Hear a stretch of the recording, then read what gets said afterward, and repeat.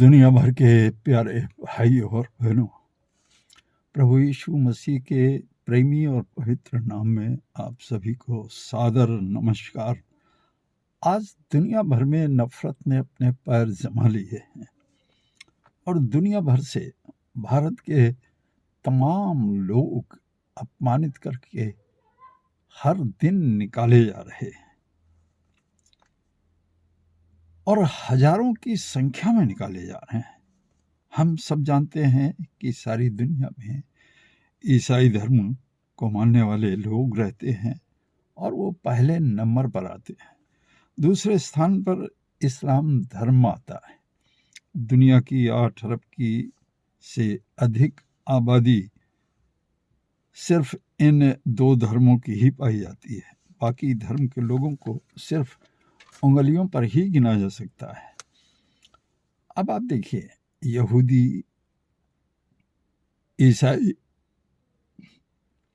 मुसलमान सब एक ही परिवार के लोग हैं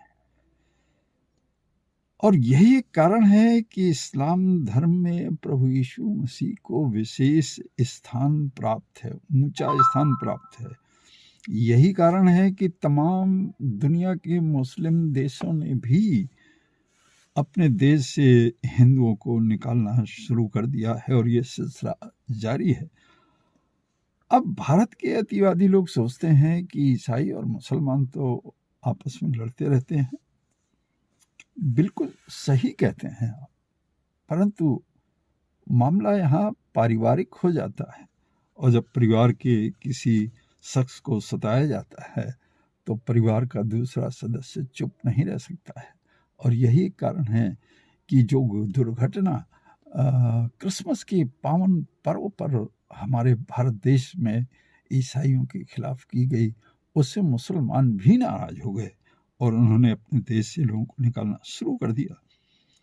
मैंने उम्र के 75 बसंत देखे हैं। भारत में मैंने पहली बार ऐसा देखा है कि 24-25 दिसंबर 2025 को भारत में क्रिसमस के पवित्र त्योहार में ईसाइयों को सताया गया है। अजीब बात यह है कि ये अतिवादी लोग वीडियो बनाकर खुद ही सोशल मीडिया पर डाल देते हैं।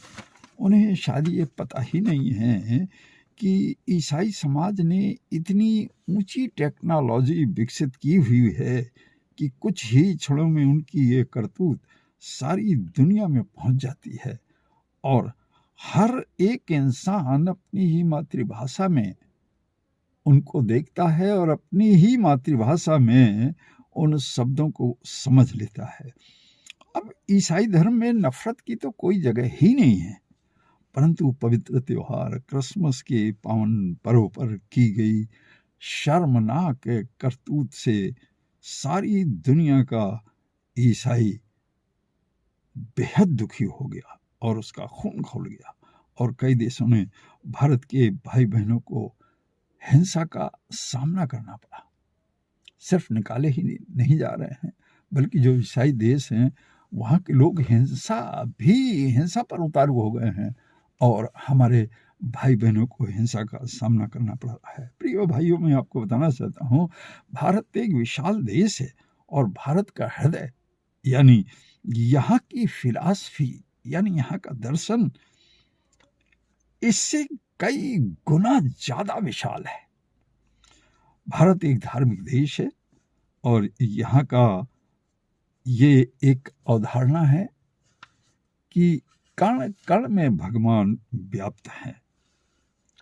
यूनान और मिस्र की फिलॉसफी से यानी वहाँ के दर्शन से हमारे देश का दर्शन टक्कर लेता है। कोई छोटा मोटा दर्शन नहीं है हमारे देश का। अब यहाँ हिंदू धर्म के उच्च पदों पर बैठे लोगों को भी हिंदू दर्शन से कोई भी लेना देना नहीं है।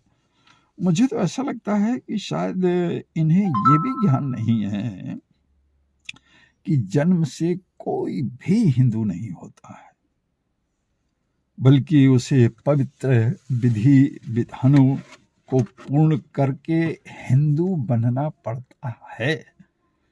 ये जो ऊंचे पदों पर बैठे हुए जो बड़े बड़े धर्माचार्य हैं, शायद इनको दर्शन शास्त्र के बारे में कुछ पता ही नहीं है। ऐसा लगता है कि इस देश की जो गरिमा है, इस देश की जो महत्ता है, इस देश का जो सम्मान ऋषियों मुनियों के ज़माने से कहीं सारी दुनिया में होता था, इनके लिए आज कोई मायने नहीं रखता है। अब ऐसे लोग ये भी नहीं जानते हैं कि भारत के करीब 5 करोड़ से अधिक लोग दुनिया के तमाम देशों में रहते हैं। ये मैं कोई आपको सटीक जानकारी नहीं दे रहा हूँ, लेकिन अपुष्ट जानकारी है कि करीब 5 करोड़ लोग भारत के दुनिया के अन्य देशों में रहते हैं। अब ऐसे लोग शायद ये भी नहीं जानते हैं कि ये भारत का जो व्यक्ति हमारा विदेश में रह रहा है, उसका पेट वहाँ से पलता है, और यहाँ जो उसके परिवार के लोग रहते हैं, वहाँ से वो यहाँ के लोगों का पेट पाल रहा है। शायद ये लोग ये भी नहीं जानते हैं कि भारत का रुपया इतना नीचे गिर चुका है कि किसी ज़माने में $1 50 रुपए में था, लेकिन आज $1 की कीमत 100 रुपए तक होने वाली है। यानी इतना ज़्यादा हमारे देश का रुपया तबाह हो गया है, और मात्र ये सब 10 सालों के अंदर में हुआ है।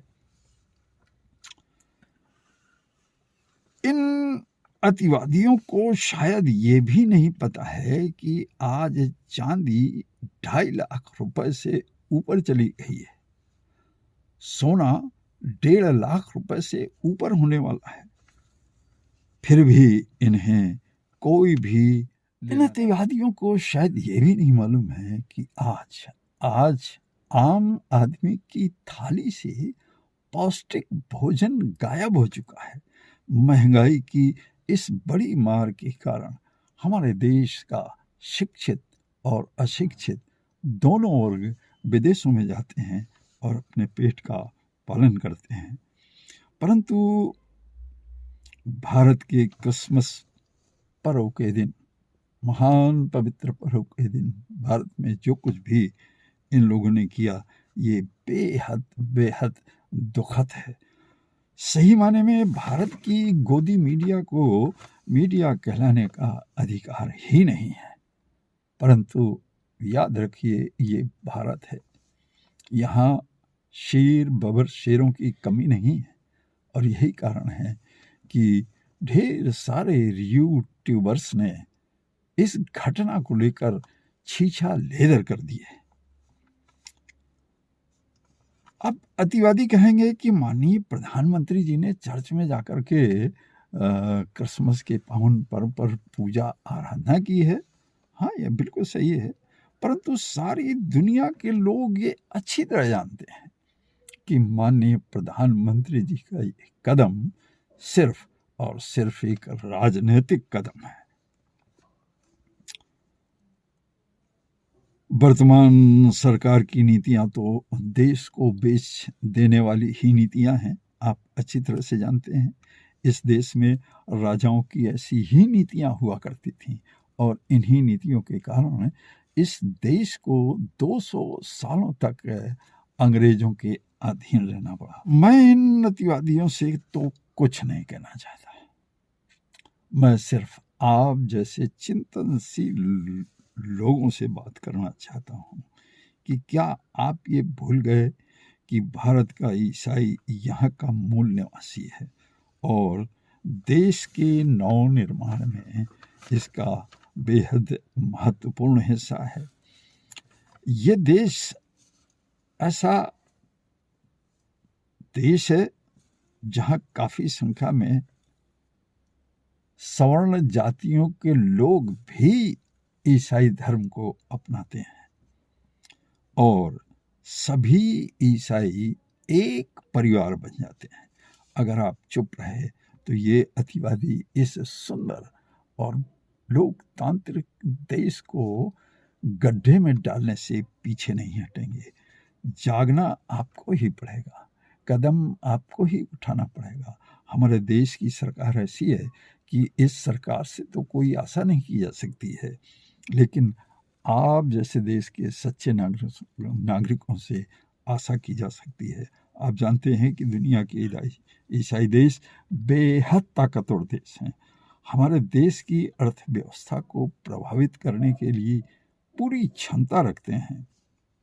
भारत ही नहीं, परंतु सारी दुनिया के किसी भी देश में अगर ईसाई सताया जाता है तो ये देश चुप नहीं बैठते हैं।